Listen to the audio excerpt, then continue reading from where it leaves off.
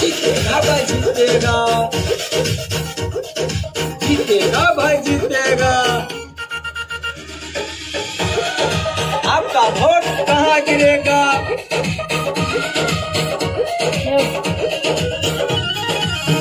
चाचा चाची सुनो ये काका काकी, ये सुने छे ना?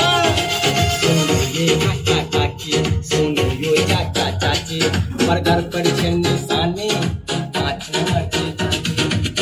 ओते आहा बटन टिप दे भैयो,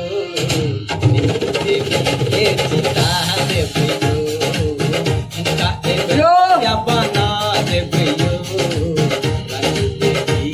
जीता दे भैयो।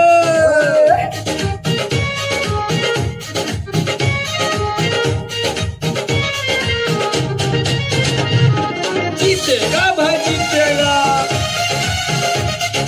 जीतेगा भाई जीतेगा। इस बार मोहर कहाँ लगेगा? टोला मोहल्ला में जेबर हल्ला, रंजू देवी के छे पूरा ई हल्ला। सुने छे ना? 5 नंबर छे इनकर निशानी, बकर कर छे इहा पहचानी।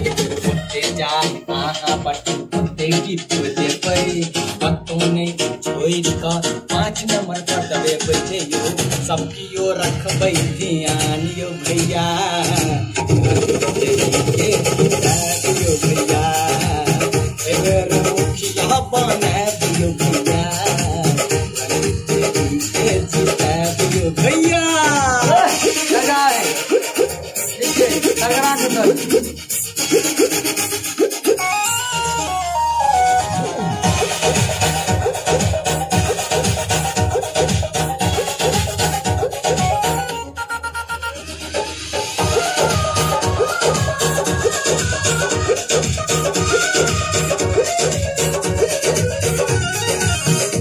सड़क ई सबटा बने थी, घरे घरे ई बिजली लगे दिन।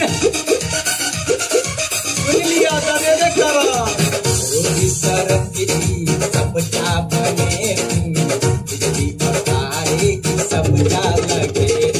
घरे घरे पंखा चलते सब आराम करब, मुखिया बना के हिन्ने का जाइयो बनाया 5 नंबर नहीं भूलबैयो भैया, भैयो भैया, इनका मुखिया बने गयो भैया, 5 नंबर कर दबे गयो भैया।